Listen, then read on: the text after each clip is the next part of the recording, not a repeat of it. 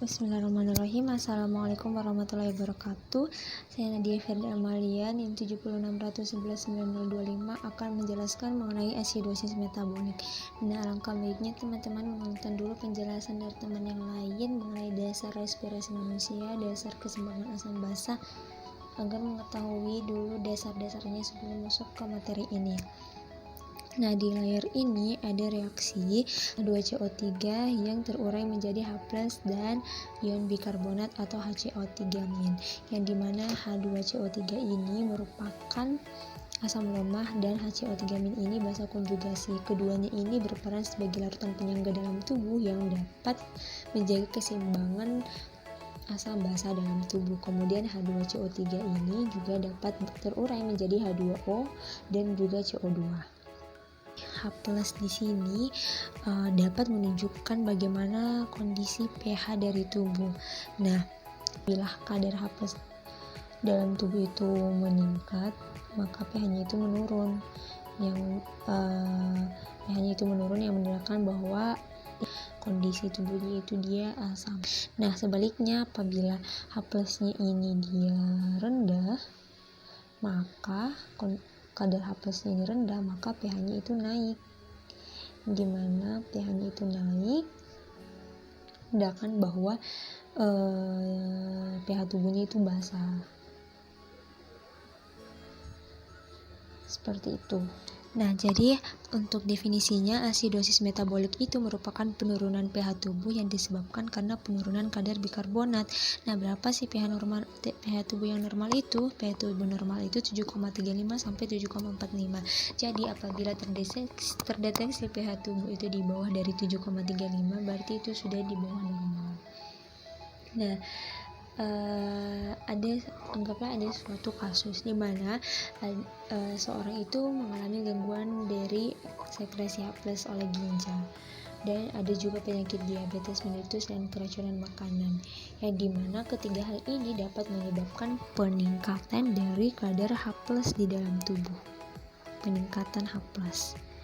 Nah, apa yang terjadi ketika kadar H+ ini meningkat dalam tubuh? Berarti pH tubuh itu menjadi turun.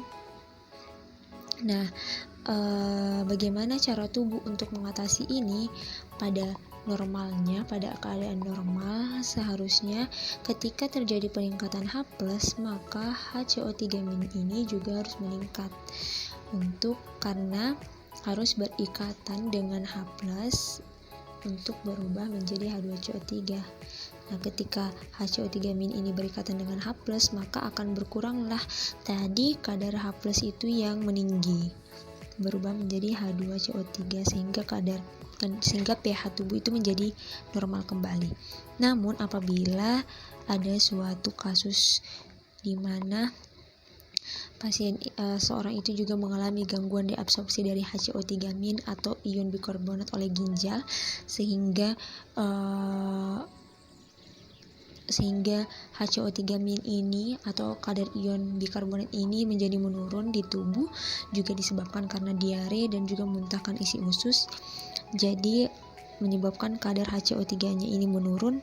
Nah, ketika kadar HCO3- dalam tubuh ini menurun sehingga kadar H+ ini meningkat, maka tidak ada yang berikatan dengan H+ ini, tidak ada yang berikatan dengan H+ untuk berubah jadi H2CO3, sehingga kadar H+ ini dalam tubuh terus meningkat.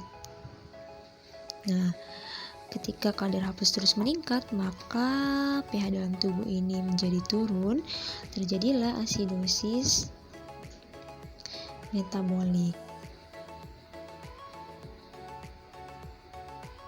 Nah, tubuh ini sebenarnya punya bentuk kompensasi lain ketika terjadi asidosis metabolik.